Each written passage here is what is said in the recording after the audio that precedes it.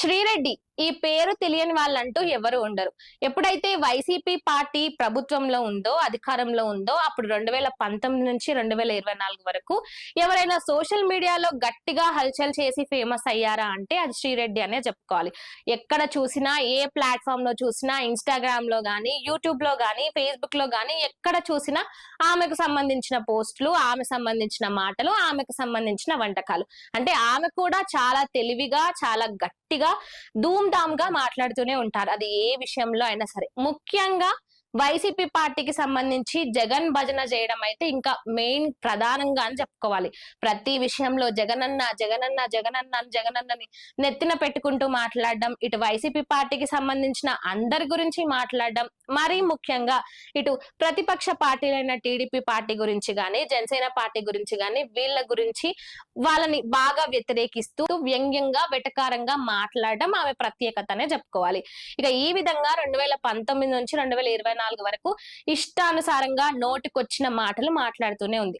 అయితే సోషల్ మీడియాలో చాలా మంది చాలా రకాలుగా మాట్లాడుతూనే ఉంటారు. కానీ వాళ్ళు ఏ విధంగా మాట్లాడుతున్నారు, వాళ్ళ భాష, వాళ్ళ వ్యవహార శైలి ఇవన్నీ చాలా ముఖ్యమనే చెప్పాలి. ఒకరు ఏ అంశం పైన మాట్లాడుతున్నా కానీ వాళ్ళు మాట్లాడే విధానమే ముఖ్యమని చెప్పాలి. మరి ఈ నేపథ్యంలో శ్రీరెడ్డి ఎక్కడ మాట్లాడినా కూడా ఆమె మాటలు గాని, ఆమె వెటకారం కానీ ఇవన్నీ కూడా నలుగురికి కొంచెం అసభ్యకరంగా, కొంచెం నచ్చినట్టుగా ఉంటూ వస్తుంటాయి. మరి ఆ శ్రీరెడ్డి గురించి ఇప్పుడు ఎందుకు మాట్లాడుకుంటున్నాం అనుకుంటున్నారా?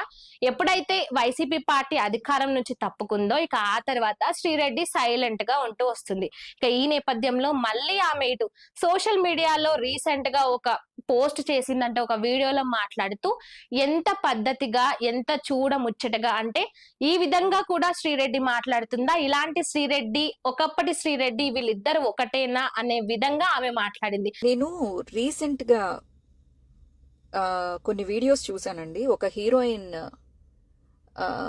ఆవిడ సనాతని అంట, అయి ఉండొచ్చు, తప్పలేదు. అయితే ఆవిడ మొత్తం వీడియోలన్నీ వేరే మతాల వాళ్ళని కించపరచడం. ఆవిడ టార్గెట్ ఏంటంటే ఏదో ఒక మతానికి సంబంధించిన వాళ్ళ ప్రార్థనలు, వాళ్ళ రకరకాలుగా ఏయో వాళ్ళ పాటలు పాడుకోవడమో, లేకపోతే ప్రార్థనలు చేయడమో, లేకపోతే అవి ప్రార్థన చేస్తున్నప్పుడు వాళ్ళకి ఏదో బాగుపడినట్టు ఉండటమో ఏదో జరుగుతుంది. ఈ పర్టికులర్ ఆవిడ దానికి హాస్యం, ఆశ్చర్యం, భయానకం, ఇంకా అన్ని రకాలుగా ఎక్స్ప్రెస్ చేస్తుంది అనమాట.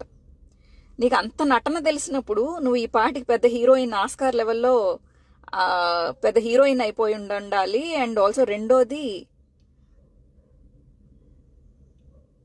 నీకు ఈ పాటికి ఏ నందియో లేకపోతే సంథింగ్ మన పద్మ విభూషణో పద్మశ్రీనో అలా చాలా మందికి వచ్చినాయి కదా మన యాక్టర్స్కి, లెజెండరీ యాక్టర్స్కి. అలా నీకు ఇచ్చుండి ఉండాల్సింది. ఏం బతుకులు, దాని మీద వచ్చే పైసలు ఏం చేసుకుంటారు మీరు? ఎవరికి ఎక్కడ ధ్యాస కుదిరిందో ఆ దేవుణ్ణి వాళ్ళు ప్రార్థన చేసుకుంటారు. మనది సెక్యులర్ దేశం అండి. ఒక పబ్లిక్ ప్లాట్ఫామ్స్ మీద మీరు ఇలా వచ్చి ఇంతలా కించపరచడం, ఇంతలా అసహ్యం చేయడం ఒక మతాన్ని ఏ విధంగా కరెక్ట్? వాళ్ళలో లోపాలే ఉన్నాయో వాళ్ళు కరెక్టే చేసుకుంటున్నారు, వాళ్ళ ఆనందం కోసం చేసుకుంటున్నారు, వాళ్ళ మతాలని కించపరిచే హక్కు మీకు ఎక్కడుంది అని నేను అడుగుతున్నా.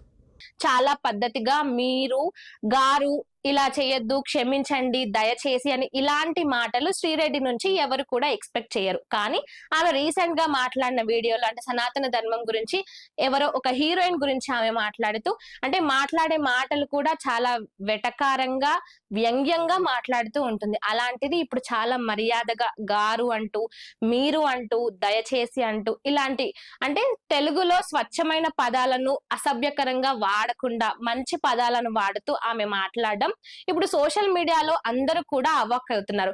అసలు ఈ శ్రీరెడ్డినా గతంలో మాట్లాడింది, అప్పటి నుంచి నువ్వు ఇలాగే మాట్లాడంటే చాలా బాగుండేది కదమ్మా అని చాలా మంది కామెంట్లు కూడా చేస్తున్నారు.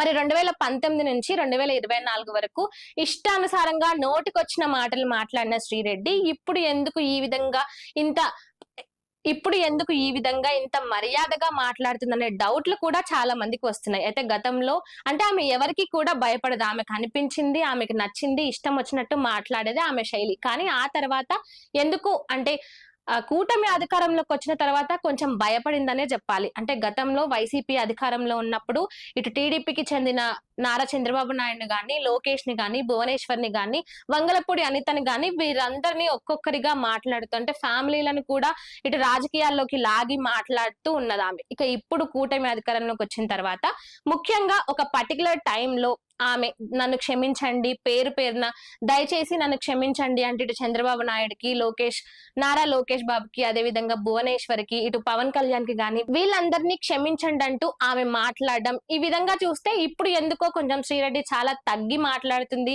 అనుకువగా ఉంటుంది అనే వార్తలు కూడా గట్టిగా వినిపిస్తున్నాయి. మరి ఇక ఈ నేపథ్యంలో ఇప్పుడు శ్రీరెడ్డి ఈ విధంగా మారి మాట్లాడడం చూస్తుంటే ముఖ్యంగా నెటిజన్లు స్టార్టింగ్ నుంచి కూడా శ్రీరెడ్డి ఈ విధంగానే మాట్లాడింటే ఇటు సోషల్ మీడియాలో గానీ సొసైటీలో గానీ మంచి పేరు తెచ్చుకునేది కదా. అప్పుడెందుకు ఆ విధంగా మాట్లాడి ఇప్పుడెందుకు ఇంత అనుకువగా, ఇంత మర్యాదగా, ఇంత అణిగి మణిగి ఒదిగి ఈ విధంగా ఎందుకు మాట్లాడుతుంది?